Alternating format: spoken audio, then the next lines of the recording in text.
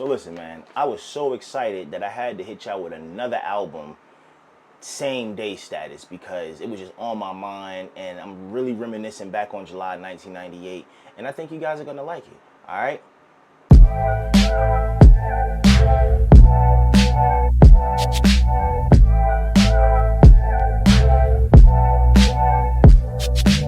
Yo, what's going on, everybody? This is your boy Lord Puba, back again with another album review from 1998, July that is, on Lord Puba's Tape Deck Selects. This time, we taking it to Harlem, y'all.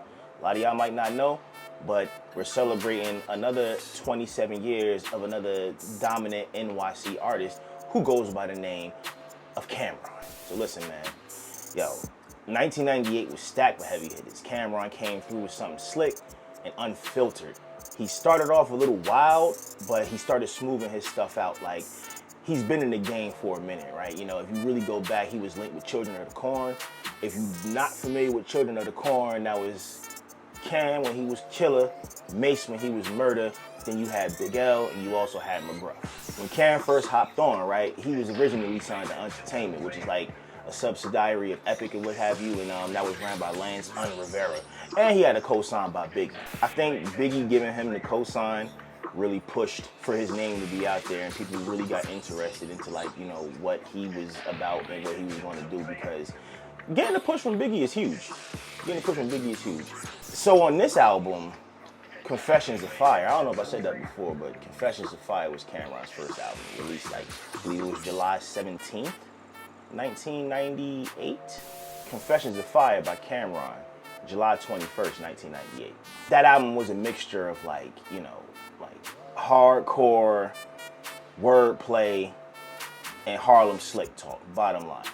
He brought through some early producers as well. Like, when I say early, it's not like everybody, just like the album last time I talked about The Source with the freshman cover, this is pretty much what it was. So when he brought on, like, you know, Swizz Beatz, he had Trackmasters, of course, and he had, you know, somebody, I mean, Digga wasn't around, but a lot of people wasn't really too hip on Digga, but Digga definitely was one of the guys who Cam brought through, and it just worked out for him, especially on his first album. Killer, right? He's talking, you know, he hustling sex, you know, he's braggadocious, you know, he can tell you a story though, so he talks about trauma, he talks about pain, you know, he talks about situationships with women, ladies, females, all of that good stuff, so he gave you all of this wrapped up in that album as well. You know, it's hard to say, like, his delivery on this album, for lack of a better term, unique, because it wasn't whack. Everybody know Cam can rap. I know it. Y'all know it. Shouts to Cam again with the It Is What It Is podcast. He got his thing going on too. He didn't really have your typical New York cadence, but we grew to love it. Killer style is killer style, you know? He also laid the groundwork, if you ask me, for, like, you know, when you really think about it. He laid the groundwork. And it's funny, because I think he did it on the last track. He gave you something special all throughout the album, and he gave you, like, he showed you range.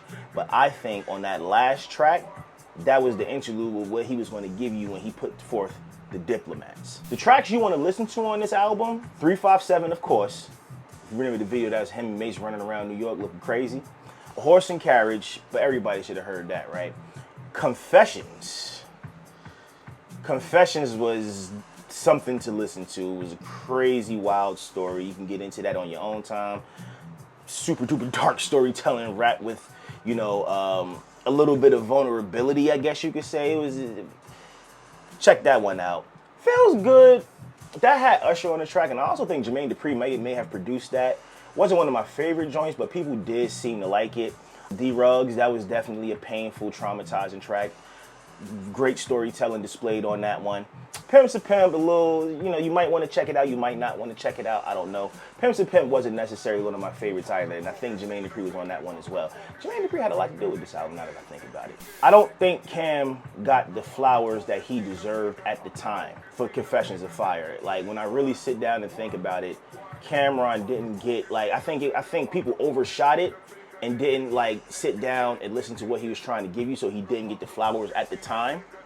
But he was also, like, again, 1998 was a huge year, and he was overshadowed by a lot of New York Giants that we're going to cover because we're back in 1998. He definitely, like, there's a lot of people from Harlem that came prior to Cameron. But I think Cameron really put Harlem on Front Street, especially when he brought out, you know, the dips, and he really stuck with his swag and his style. Like, he really got into his bag with a lot of stuff. So yeah, we can thank Cameron for that.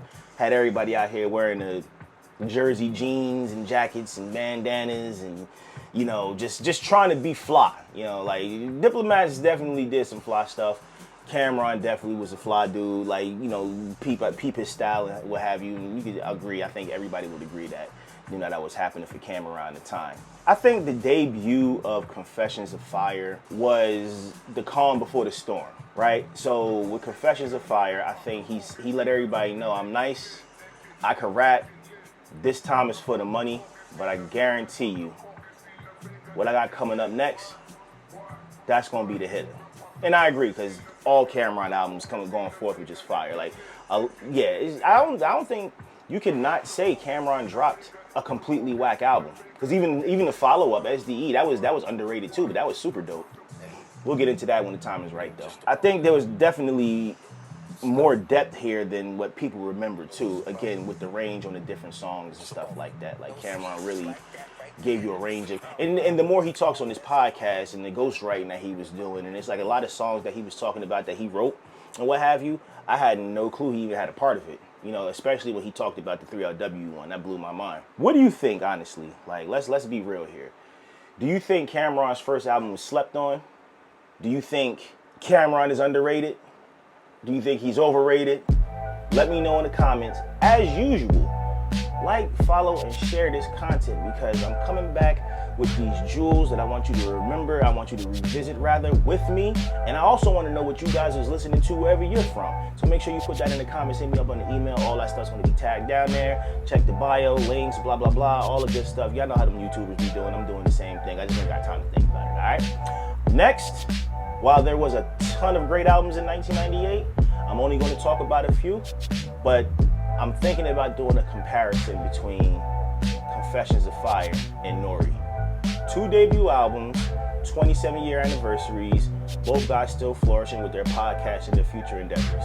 You let me know. I'll see you guys next time, all right? Peace.